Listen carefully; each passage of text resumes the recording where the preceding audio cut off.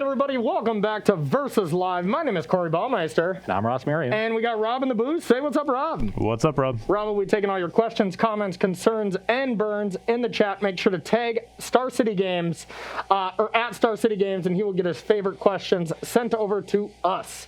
So we are continuing to do some battle here in New Standard, featuring some really cool Kaldheim cards that are going to be coming out. We only have like 2 weeks.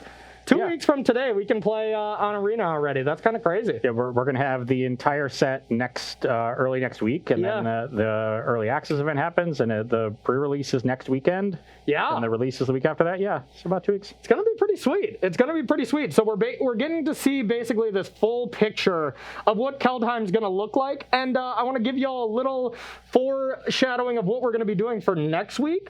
We are going to be doing our hashtag Team Ross, hashtag Team Corey battle next Thursday. So get your brews ready, over the weekend. And then, if you find a deck that just screams Corey or screams Ross, have them ready to send to us. We're pretty excited for that one. We'll send a shout out on Twitter when we're ready to start accepting deck lists. So just keep an eye out for that. Yeah. And, so you have to follow us. That's how we get the followers here. Yeah. You also have to follow our directions. Yes. And no willy-nilly deck list just thrown at us. Yeah. Just a picture of something, on a piece of paper or whatever. We don't do that. We don't do that here. They like to send the singing telegram, but somebody shows up at your house and throws a deck of cards at you. You know what? That'd be kind of cool. That'd be kind of cool.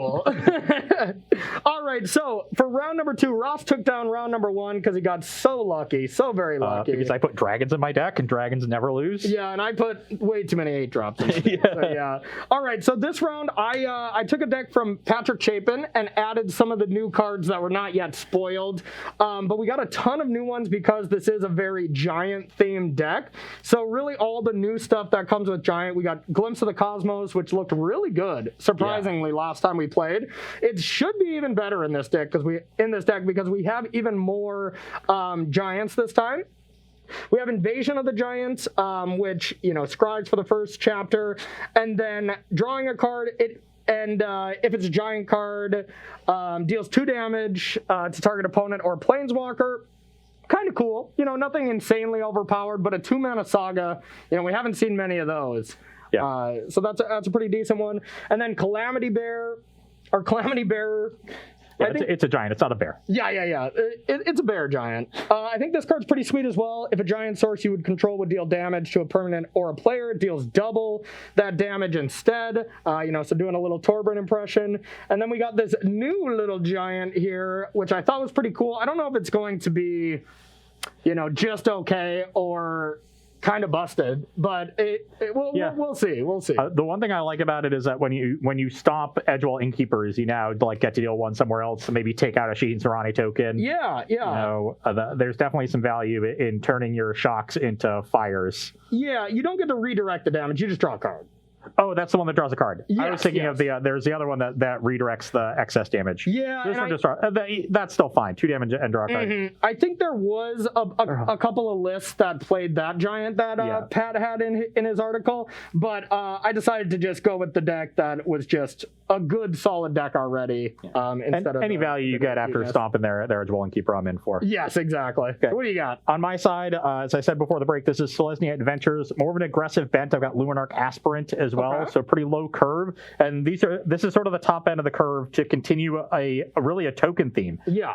There's already tokens from Vivian, which you really want. There's tokens from Lovestruck Beast, the Heart's Desire token. Mm-hmm. So Azeka's Chariot can make either of those. It can make extra cats when you attack with it. But really, what we want to be making are angels from Starnheim Unleashed. Yeah. So my goal is really to go turn 1 Heart's Desire, turn 2 Foretell, turn 3 Lovestruck Beast, turn 4 Azeka's Chariot, turn 5 make 2 angels, attack, make a 3rd angel.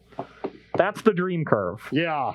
That seems sick. Yeah, then I'm going to have an Azeka's Chariot, 2 cat tokens, a Shaheen Serrani token, 3 angels, and a Lovestruck Beast. That seems insane. That seems insane. I am not going to beat that. I'll just tell you that right now. I'm not going to beat it. And honestly, with this style of deck that I'm playing, I already just don't think I can beat that Chariot. The fact that you have a creature that is big, that makes more creatures when it attacks, and it's not vulnerable to removal on my turn, I'm worried about that, you know. So yeah, you got some artifact removal in the sideboard. Yeah, maybe we'll see. You know, I've got henges too, so you got now multiple targets for the artifact removal. I know I have like Heartless Act, but you know, when I leave up mana, you can just not crew, and you know that's a big problem. So I also really like that Azeka's Chariot is going to survive, you know, wraths. So when I play it on the play, and if somebody has, you know, either Extinction Event or Shadow the Sky, that's going to be nice. And especially if I have a Foretell down, like, can you wrath that turn? Not really, because I'm just going to untap and go make 2 4/4s, accrue, make another 4/4. Yeah. Yeah. And are you playing for Amiria's Call as well? Oh, yeah. Yeah, that I like too. Amiria's Call was already great. Oh, yeah. You just play that on 7 and then attack with that Chariot? Ooh. Me oh my. Okay. So 2 themes here in our Selesnya deck. Still got the Skyclave Apparition, still got the Giant Killers, so we can interact. I think I got some ECDs in the sideboard. I don't think they made it into the main. Okay, sure. Yeah, seems really cool. Before we get this going, you got a question at all for us, Rob? I do. For the Giants deck, did you just choose to go Grixis because you just wanted more removal as opposed to a teamer build with something like Beanstalk Giant? Yeah, I also like Kroxa. I think when and Timurit Calls the Dead and Mire Triton. I think you need to enable some of these graveyard giant synergies. Yeah, you can mill over Glimpse the Cosmos. Exactly. Yeah. So I really wanted the graveyard side of it, and that came with black. Just green for Beanstalk, that doesn't excite me that much, you know. Well, but I think that's sort of 2 different directions. If you want to go Grixis, you're interact and use the graveyard, generate value, and you're an attrition deck. If you're green, you're going in that ramp direction. Yeah. Then I think you want to play that 7-drop that returns all non-giant and non-wizard permanents. Yeah. You know. And then you want to play more of I played some of that 6-mana Giant Saga just because I wanted to see it, but it's not that good of a deck to abuse that last chapter. But something in Teamer would be really good with that. Yeah, when you got more mana to play with. Yeah. So 2 different ways you can go. I think you know, we've just chosen to go, you know, a way that's more interactive. But I think that's a great idea, and maybe a great idea for you to get that deck ready for next Thursday's show. Yeah. All right. So just make sure you let me play that one. It sounds good. Come on. He just suggested I'm playing this. Yeah. So now I get to play Giants. All right. Whatever. All right. Yeah. I think this hand is fine. I'll keep. Only put 2 temples in my deck, but it's already looking awkward. Okay. Still going to keep on the draw. Okay, let's start with, what is the other side of this? Is this blue, red? Okay. Yeah. So that's my best one, probably. It's going to start becoming confusing with pathways. Because I think you're going to see a lot of decks that are playing 10, 12 pathways. They've got all 3 in their 3 colors. You think so? I am really trying to decide right now how I want to do this, because you really got to plan ahead. Pathways are not duels, you know? It's not where you just lay them down. You have to really plan ahead your turn, and I want to make my Kroxas good, so they're all, you know, these blue sides I don't really want to mess with too much. So we'll start with just a Murkwater pathway and pass to you. Okay, perfect. I will start with a Temple of Plenty. Okay. And yeah, I'll keep that one on top. Okay. You're up. All right. It's an interesting one. So let's play this. I'm going to go with the red side. Actually, do I want to do that? It's just if I want to play Glimpse or just slap down a Kroxa right now. I don't think I want to Glimpse yet. So yeah, we will do this and just play Kroxa, have you discard. I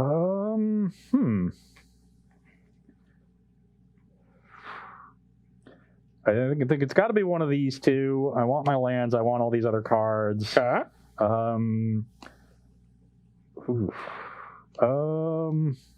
I'm actually kind of inclined to discard the Vivian. I think I got other ways to generate card advantage so far this game. And I'll pass to you. And now I'm going to play Kazandu Valley and a Heart's Desire. All right. Pass the turn. Okay.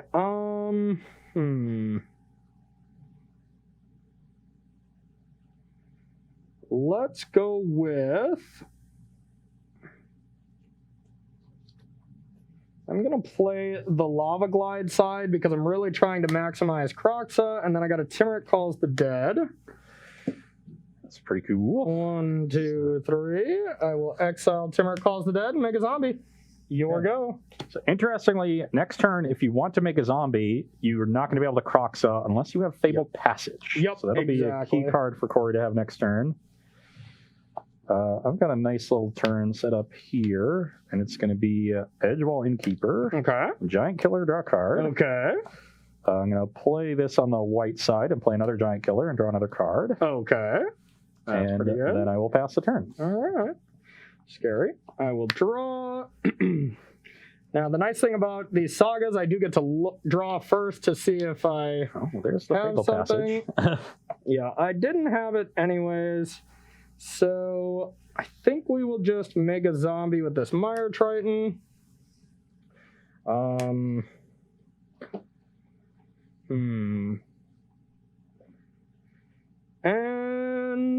we're just going to play another Timur Calls the Dead. 1, a 2, a 3. And it is enchantment as well, so don't think I have really anything that returns, so it doesn't really matter. Go like this. Now the question is, do I even want to attack? Because you can just trade Giant Killer for 2/2. I'll for sure scry. Don't think I really want this. No, that's not good. Invasion is a little bit past its time. And is it worth it to kill one Giant Killer? I really don't think so right now, so I'll pass to you. Okay. I mean, given that you are the Giants deck, shouldn't you kill the Giant Killer? Yeah, touche.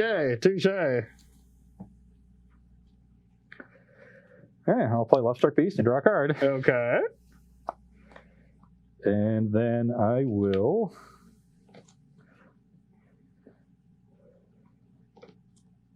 play a Kazandu Valley. Okay. Pass the turn. All right. I will draw. Both of us just generating value, building battlefields. Eventually, this is going to come to a head. Yep. I will stack it so this resolves first. Yep. 2, 3. Let's make sure he gets maximum scryage. Yeah. And then I'll scry 4, gain 4. So you're at 24 now. All right. Definitely don't want that.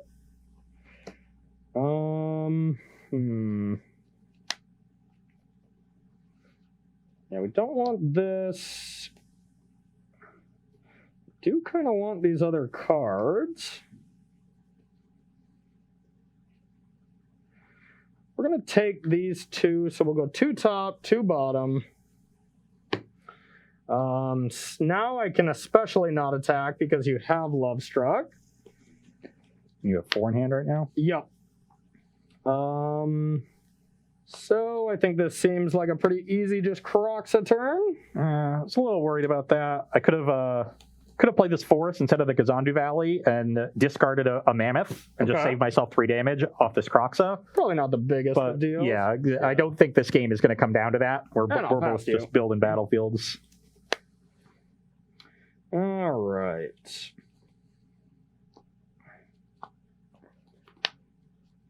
Okay, so I think it's pretty clear what we have to do this turn. We'll crack the Fable Passage, get the Plains. Okay. I will Skyclave Apparition the Croxa. That's pretty good. I will also play a Luminarch Aspirant. Okay. Not entirely clear what I do with this Aspirant. Okay. Because I can put a counter on Lovestruck Beast and attack for 6. Mm-hmm. Corey would probably, at 24 life, he's just going to take it, I would assume, because these zombies represent life from this other Timur Calls the Dead. Mm-hmm. So, triple blocking and trading for the Lovestruck Beast is costing him 3 life anyway. So it's really only like a 3-point attack. So I'm actually, and that attack then leaves me pretty open to a counterattack. You attack for 8, I probably have to, double block one of them and take 6. Okay. I've already taken that extra 3. So I think I would rather just put a counter on a Giant Killer and make sure I have 2 creatures that are able to effectively block zombie tokens. Okay. I can now still attack with Lovestruck and try to trade it for 2 zombies, which will stop Corey from, which, represents scries and life. Yep. I think that I'm still fine making that trade, so I'm going to attack for 5. Block. Trade for 2 of them. Okay. I just can't beat a Great Henge ever. It's very clear you don't have it, but if you do draw it, I'm just going to die. So I even would have blocked if you put a counter on, but... Okay. I'm going to be able to cast a Great Henge anyway, so I'm not that concerned about that aspect. That's true. So pass the turn. Okay. And how many cards you got? I have 2. Okay. I don't like that question. Are you croxing me again? Who knows? So I'm going to scry 2. Go to 26. Yep.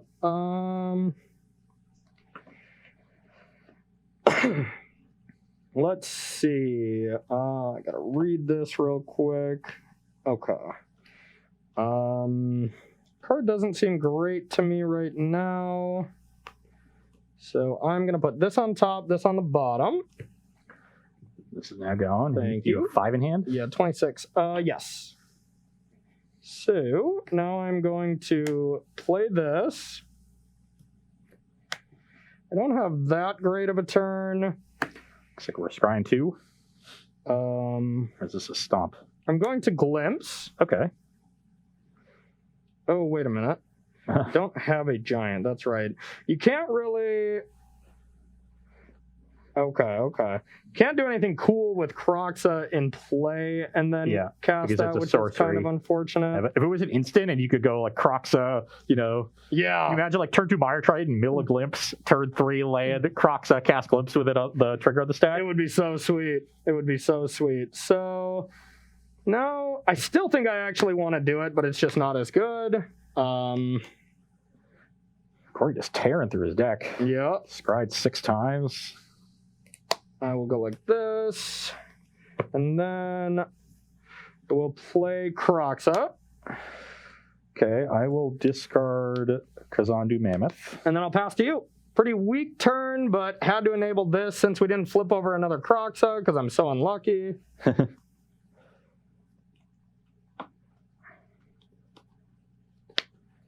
So we've got 26 to 17. Yeah, my life is still high enough where I don't have to worry about the battlefield quite yet. I just want to be setting up.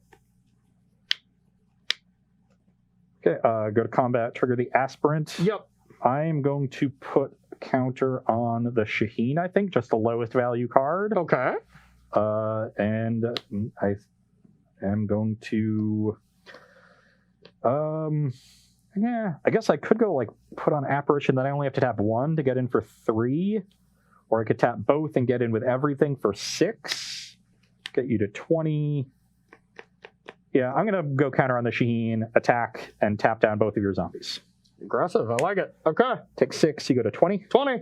And then I have a pathway. What side do I want it on? I think I actually, because of these, I'm going to make more white mana. Makes sense. Pass. Okay. Untap. Draw. Corey plays a big creature, then we'll slow down. It's hard for him to really attack back because then I get, unless he has more blockers. Yeah.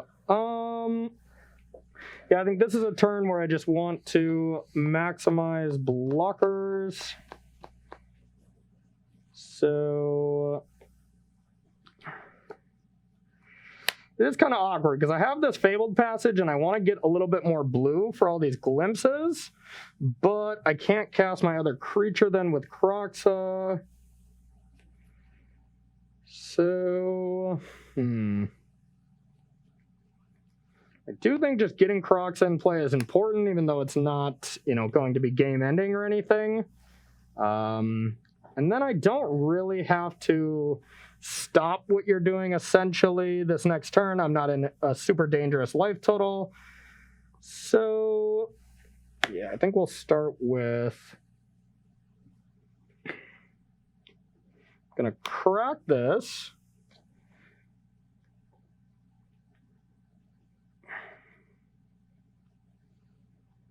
All right, so it's blue or red.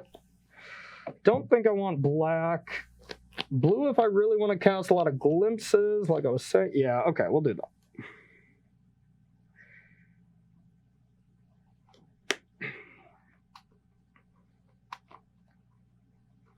Okay, and then we're gonna go with a glimpse. Now we want to start getting some good stuff. I think this is probably the best card, so we'll go like that. And then we're just going to bring back Croxa. Yeah, unfortunately, I'm losing this Amiria's call. That would have been very good. Yup. And pass. Well, do I want to attack? So you're at 17, right? Yep. Leaving these open isn't great. Am I on the defensive or the aggressive? I think I am on the defensive, so I'll pass to you. So at least stop you from attacking with like one creature. Okay, pretty good draw. So it's something I could do and still use all my giant killers. Another aspirant. Yep, not bad. Could be worse, but not bad. So how do I want to distribute these counters? I don't think I'm attacking this turn. I think I just want to start setting up the end step loops now. Okay.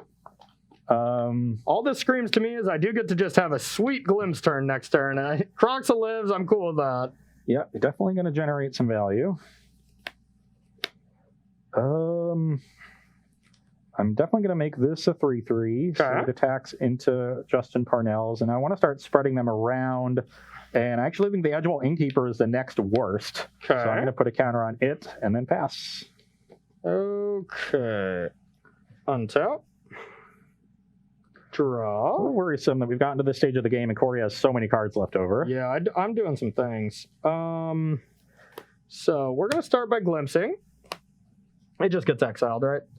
Yeah. Yeah, exile. So it's kind of like flashback. Cool.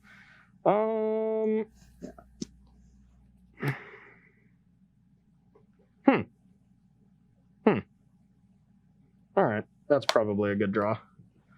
I'll take that one, and I'll play that one. Forgot that card existed. Woo! Probably should have been playing around it. Wow. I'm not really sure how much I could have done to play around it. I could like have one creature here, and that's just not enough. Yeah, to be fair, if you were really smart and read Patrick Chapin's article, because, you know, he's such a great writer, you wouldn't have saw this card because it wasn't spoiled yet. So I added this little spicy one, but yeah, that was a good draw. That was a good draw. I'm very dead now. Yep. I'll tap down a Parnell and they're dead. But... Oh yeah, they're gonna die. I guess there's no way I can tap down the token again. Not that it matters, but you get a 2/2 illusion. Yeah, and I could have attacked with the illusion or the zombies first, but you know what? I got too excited. Yeah. So this is a 2/2. I should have made one of the giant killers a 4/5. And pass to you. Oh, this is awesome. But even at that point, like if this board is I have a 4/5 giant killer and Corey has all these and 4 cards in hand and a glimpse in the graveyard, I'm still super far behind. Oh, I am excited. This is so sweet. Yeah, Kazandu Mammoth. Okay. Pass the turn. All right, I will draw and then scry 3. 5 mana sagas, always busted. God, it even deals 4 damage to planeswalkers too. Yeah, I mean that's exciting. It's going to be a tough card for me to beat. It means I'm gonna value my Lovestruck Beast a little bit more too because they survive it. Yeah, holy cow, my deck is doing things now. Okay, I will scry. Like normally against a sweeper, I would be like, let's bring in more Vivians, but like battle, this thing crushes Vivian. Yeah. Okay, so I get to do some more cool stuff here. I'm gonna go with Glimpse. I already have these. We'll just take a land. Then I'm going to Glimpse again. We're getting a glimpse at Glimpse here. I'll take this. Just thinking about how I'm sideboarding. Yeah, oh yeah, because you're dead. So let Corey do his thing. Thank you. I'll play a Pathway, and this is just insane. Calamity Bearer. So take 6, first of all, when I attack.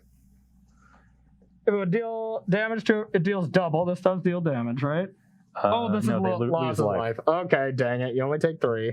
So I'm going to go to 14 from that, and now this is a 12-point attack, essentially? Yes, yep. So what can I draw? If I have to draw specifically Skyclave Apparition, and then eat the Croxa, and then this blocks here, I chump there.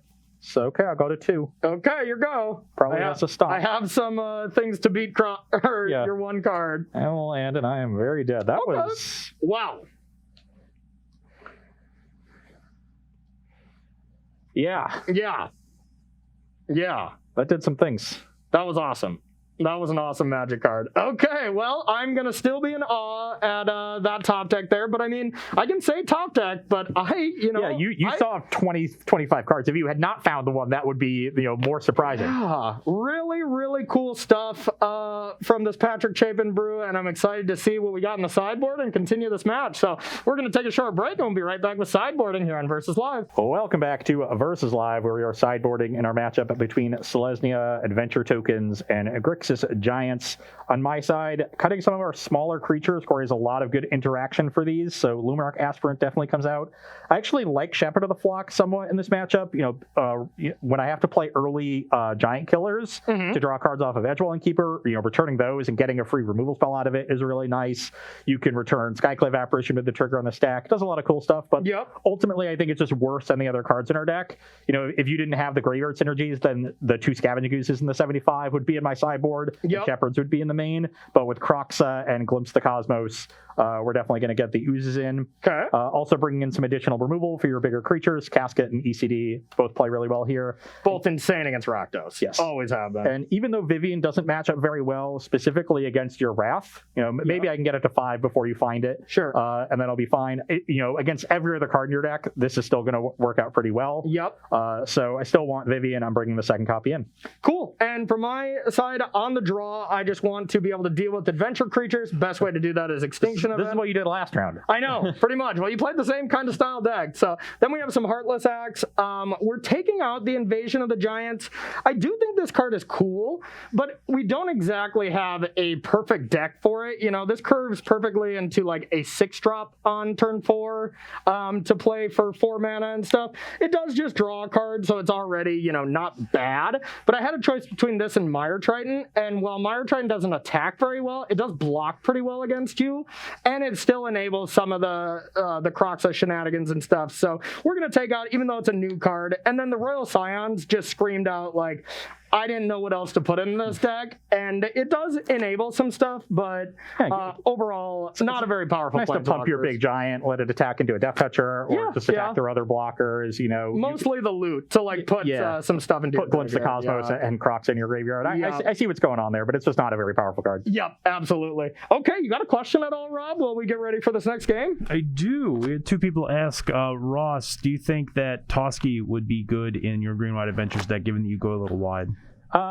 You can go wide with this deck, but you're not necessarily going wide. Like, you saw a draw there in game 1 where I had 3 of my 8 1-drops. So I think it looked to go wider than it actually was. That said, I have Luminarch Aspirant, so I am, and Lovestruck Beast.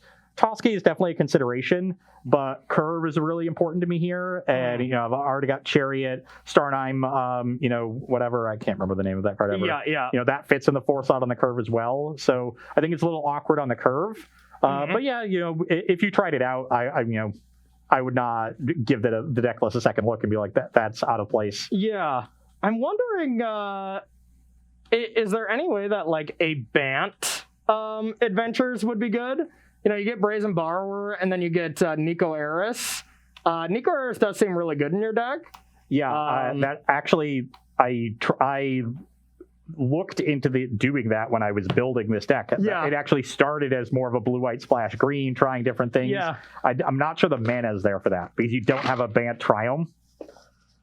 We got pathways and stuff, but but pathways are good at getting single colors of mana, and the good blue cards, Borrower and Nico, are both double blue. True. And blue is kind of your lowest color generally, so it's really hard to splash them.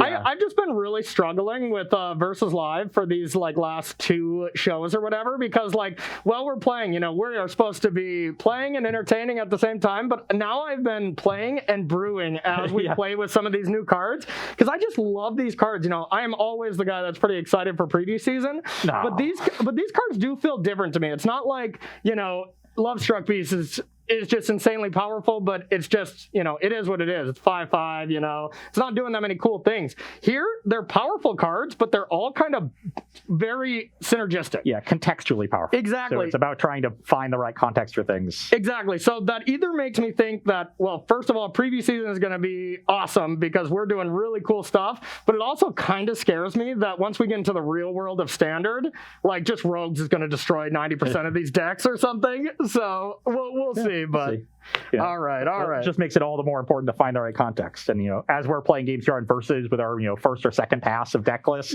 you're always going to find things like, oh, what if I had done this instead? Like, this looked good for a reason that I didn't expect. So, maybe it just spurs new ideas. That's true. Okay, how's your hand? Very awkward and bad. Okay, good. Mine's a keeper, but it is, a weird style of hand. I have all ETB tapped lands. I have Edgewalling Keeper with no adventure creatures. Yes. And I have 3 white cards I can't cast. Okay, yeah, that's about what my hand looked like game 3 of last round, and I just kept, so. That's about as bad as a 3-land, 4-spell hand can ever look. No kidding. All right, Rob, do you have one more question for us while we get ready? I do. We also had a question about Rally the Ranks, which I don't know if y'all have seen that one. I'm not sure. 1 and a white enchantment. As it enters the battlefield, choose a creature type. Creatures you control, the chosen type, get +1/+1. So do you think there could be a white tribal aggro deck? Probably with warriors, I would guess. Because the 1-drop is a 2/1 warrior, and it makes human warriors. So it's a spirit, and they're humans. They all share warrior. Seasoned Howlblade is a warrior. The issue is Luminarch Aspirant and Archpriest of Iona are not.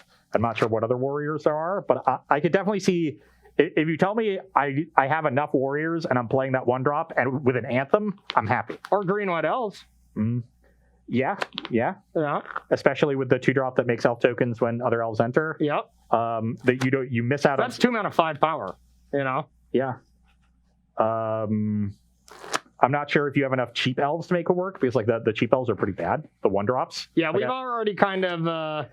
What about Abzan elves? Yeah. That could be because you do have the Triome. You got a lot of pathways. I think you can make the mana work, but once you're going Abzan, then your mana makes it hard to be aggressive. Like if I'm playing a 2-mana Anthem, I want to be aggressive and have good amount of 1-mana creatures in my deck. And I'm not sure if Elves is built to do that. I'm not sure if Warriors is either, but that's I would look to combine that with the Spirit Warrior, the 2/1 that pumps out extra tokens. Oh, that's a spirit? It's a Spirit Warrior, and it makes Blue-White Spirits. The Blue-White Snow Spirits, that Figure of Destiny blue card is a spirit, right? Yeah. But it changes creature types, right? Doesn't it becomes an angel at the end. That'd be awkward. Okay. That's interesting, though. We might have to check it out. Glorious Anthem is a card that has not been good for quite a while, but this is a 2-mana one. 2 mana is important. It doesn't get ECD'd. Yeah, and 2-mana Anthems are significantly better than 3 mana. Yes. So I'm in for trying it. It's just a question of whether we have a critical mass of creatures of a single type. With party, you're incentivized to spread out, which makes an Anthem harder to work. Yeah, you'd have to pick a lane. Yeah, exactly. I haven't looked in to see what creature types are potentially possible, but the first stop for me would be warriors. Okay, yeah, that seems to make sense. That's just a Google keyword search away, and we'll check that out. Yeah. A lot of the elves are warriors too, so maybe you can blend them somehow. Yeah. Maybe you could be a green-white elf warrior deck and just play that 1-drop because it's such a good warrior. Yeah. That maybe that's the crossover. Okay, all right. We'll be checking that out for Tuesday. That sounds nice. But yeah, I haven't seen that card. This is a much, much, much better hand. Okay.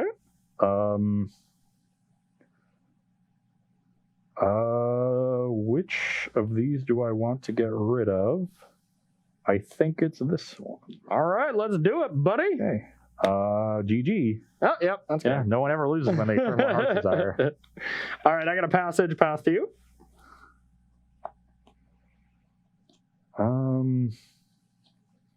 Looks like I'm going to have a sad Emiria and an attack for 1. Okay, I'll be at 19. Pass the turn. All right, I'll suck this. No Innkeeper is nice. That would have been terrifying. You would have just killed it.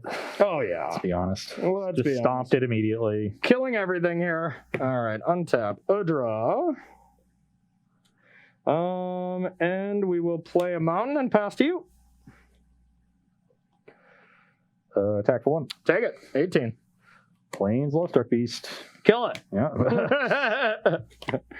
Kill it. All right. Let's go with a pretty sad turn of Pathway. Go. Okay, that one's fine. Attack for 1. Take it. 17. I will play a Branchloft Pathway and a Scavenging Ooze. Okay. Pass the turn. All right. I have a creature in the graveyard, so Heartless Act here would be unadvisable. But I still may do it. You never know. All right, let's go like this, and Extinction Event on even. Yeah, that's what I get rid of was afraid those. of. I'm going to exile a card in your graveyard. I don't think the one life matters, so let's get rid of the Heartless Act. Sure. Pass to you. Okay, drew the land. Perfect. So we have Vivian. No! Please don't have the Saga. Yeah, the Saga would be quite good. I will check out the top card and make a beast. Reach doesn't really matter. I'll just give it Vigilance, I guess. Okay. Pass the turn. I will draw a magical card. And I will crack this for black mana, and I had it the whole time. Had it the whole time. I Ross Merriam'd you there. We're like, what could I do? I could do this, or I just do the busted thing. All right, your go. Or his draw just lined up perfectly against mine. Yeah, just bunch of removal and nothing really proactive. Don't really want to wait on this. I'll just make a 4/4. Okay. And pass the turn. All right. So I will draw, then do some scrying. Scry 3, try to set up that chapter 3 somehow. It's very hard to do in my deck, but okay. So I did draw the land that I kind of wanted here. And oh yeah, actually this is going to work out pretty nicely. So which one of these do we want to keep? I don't want this. I want to draw this next turn. Okay, yep. And then it doesn't really matter from there. Okay, so we'll go like this. Now I'm going to go with this pathway. And I will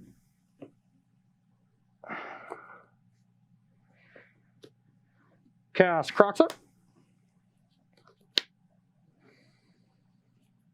3 cards in your graveyard. Have to get a 4th. You have 3 in hand. 3 in hand.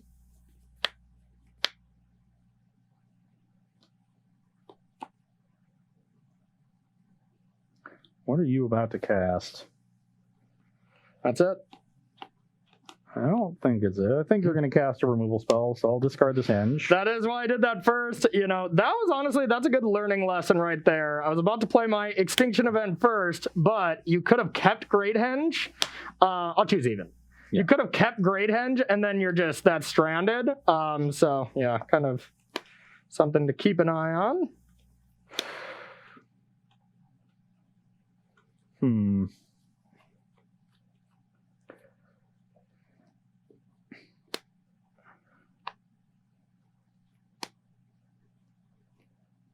Pass the turn. Okay. I will draw chapter 3. Unfortunately, I won't really be using it. So you could have Giant Killer available here, which would seem to make some sense.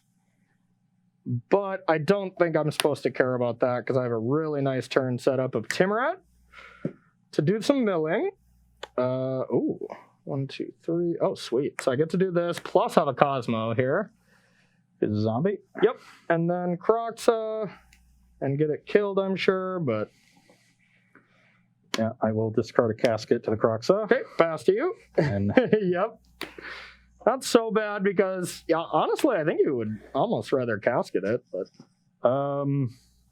I thought I'd rather have the Giant Killer potentially, but maybe just to deal with it entirely. Yeah, because I can bring it. Oh, yeah, I guess you're going to mill it next turn. I have to get rid of... Yeah, with the... I forgot about that. I didn't reevaluate once you played Timur Calls. Yep. So let's discard that. Takes up some mana on your turn, which is a negative, but... Yeah. It's not a bad draw, because I can casket the Croxa and now play a Mammoth. Okay, yeah, pass the turn. Possible. All right, now you know I'm flipping a Croxa, right? Okay, so draw. Next chapter. 3, there's a Croxa.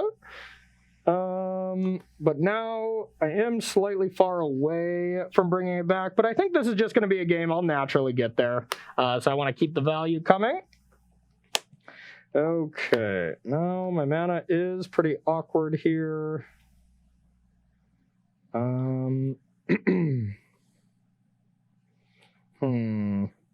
Yeah, okay, so let's go like this. For 4, we'll go with Calamity Bear. Yep. And then I will Glimpse. Yep.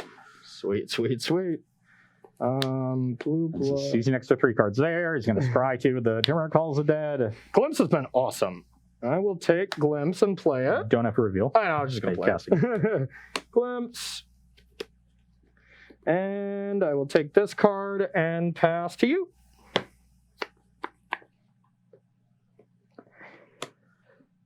Heart's Desire and Love Struck. Okay. And pass the turn. All right. I will draw. Jesus. Okay. You go to 19. Yep. Scry 2. You are so dead, buddy. All right. Do these stack for double? No, because you can only replace once. Yep, makes sense. Okay, so I will cast Heartless Act on that. Actually, I don't think it would. Because double, they would. Because it's still dealing damage. I'm still kind of sure, but I'm not 100%. Yeah. Okay, so I'll do that. And then I will, I guess we can do this first. So I will Glimpse. I will take the Chat is 3 saying they do stack, 1 saying it doesn't, so. That sounds about right. All right, I will aim one of these Bone Crushers at Kazandu Mammoth. That's not a giant source, that's a stomp. Oh, really? Oh, yeah. That's how it works? Okay, yeah. Well, then I'll aim the other one. Yeah, you can just imagine the card breeds like yeah, this. Yeah. Okay, well, I'll aim both there. How about that? And then I will attack for 10? A lot. Yep, 10. I'll go to 10. Your go. Well, this has just been unbelievable. Yep. That's actually not bad. Yeah. Chariot. Yeah. First appearance of this. Did you get us any cat tokens, Rob? No, okay. Kitty cats. We'll use these wolves. They're close. And pass the turn. Okay. Yeah, that was very good, actually. Fortunately, it's going to have to trade for this Calamity Bearer. Yeah. So crew 4, huh? So I will play and sack this. For a mountain. I will start with a stomp on a cat. Crew the chariot. Yep. And I will attack. Okay. I actually think maybe I go chump block and hope to draw something. I'm going to draw something anyway because you're going to Crocs at me. Mm-hmm. Hopefully I draw Skyclave Apparition. Yeah. So I'm going to block like that and take 2. Okay. Brings me to 8. I don't even think I have to Croxa here. I think double Bone Crusher is actually better. Yeah, let's go with that. Yeah, that might be better. Pass to you. Now they deal some damage. Now you probably need a Skyclave to deal with that, huh? I'm at 19.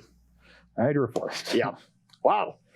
Yeah. These Giants look sweet. This card looked so bad every time I'm like looking like, should I keep that or not?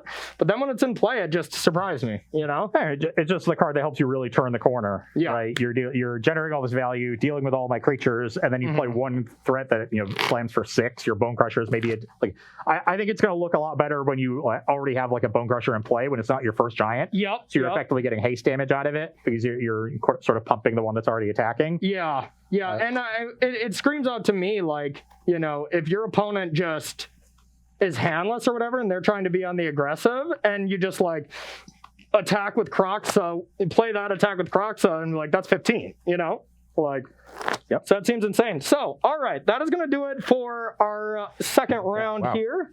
Yeah, we're I lost so quickly. I just assumed we had time for a pity game. But I know, but I mean, I did so many things. I was just doing so many actions. But we didn't really get to see the token aspect of my deck go off. I just drew that chariot right at the end. Yeah. The only star. I never got to foretell on turn 2. Yeah. So unfortunately, didn't get to see the new cards in action. That said, I don't think they would have done a whole lot against that Saga. That Saga was absurd against a creature deck that's just kind of going wide. Yeah. And I think, even against a deck like Gruul, like you're killing everything but Lovestruck Beast. And if you're killing everything else, the Lovestruck's probably not attacking on the next turn. Yeah. So I think that card looks really good. The fact that it hits Planeswalkers, so you get the Vivian like you did, is so huge. So insane. It doesn't kill Lovestruck. That's the only thing, and it doesn't kill Bone Crusher. Yeah.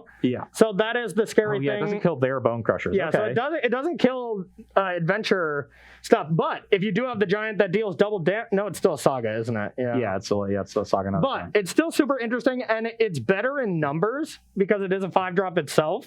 So I want to play a lot of those, and I almost want to try like. God, I don't know. I want to ramp to that card. I want to go turn 3 Fertile Footsteps, turn 4 that, and then 2 turns later you have the giant on 7 mana to get that third trigger. And you have the scries to set up your lounge. Yes. So I want to try to do some stuff with that card as well. I think it's really cool. I wasn't sure that card was going to be particularly good in that version of Giant specifically. Yeah. Obviously, I think it's just really good against my deck. Yeah. You put it against Rogues or Green or Gruul Adventures, and I don't think it's great. Yeah. So out of the Teamer deck, I think it looks a lot better. Yeah. Sweet card. That could be a great card. If it doesn't kill Lovestruck Beast and it doesn't kill Giant Killer, that could be a good card for Teamer Adventure. Well, the Giant Killer is a human peasant. It kills giants. It's not a giant itself. No. It doesn't kill Lovestruck Beast or Bone Crusher. So in a Teamer Adventure Genesis Ultimatum deck, it seems sick because you can also Ultimatum into that, and you don't have to put creatures it would kill into that. Yeah. Yeah, you do. You keep your Brazen Bar or put that onto the battlefield. And it goes perfectly into Genesis Ultimatum. You play it on 5, scry to set up Genesis Ultimatum, play Genesis Ultimatum, draw 2. Yeah, resolve it. Oh, yeah. Yeah, I like that a lot. So, all right, we're going to take a short 5-minute break, and then we got our third and final round for the marbles. And I have my favorite deck for last. I'm trying to build around Jon Snow and the rest. We even got Blood on the Snow as an official spoiler this morning. So thankfully, because Rob is awesome at his job, got us that card immediately. So I got a lot of cool Sultai Snow stuff to show off. So, awesome. Yeah. And I'm going to be taking the Golgari Elves concept that we talked about on Tuesday's show, and you're going to want to look at this deck list. I took it to a pretty cool place. Yeah. Cool. Would I say it's cool? Yes. So you have 80 cards. I might. All right, let's switch decks. Okay, we're going to be right back in 5 minutes, and we'll see you in a sec.